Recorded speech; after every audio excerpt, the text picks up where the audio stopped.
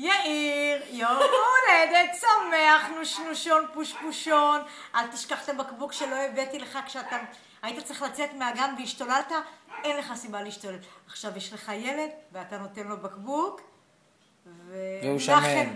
והוא שמן וחמוד.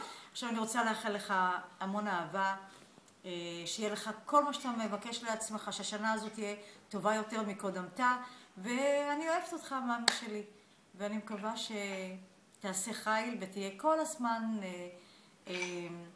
רגוע ומרוצה מעצמך. יעל באולפן.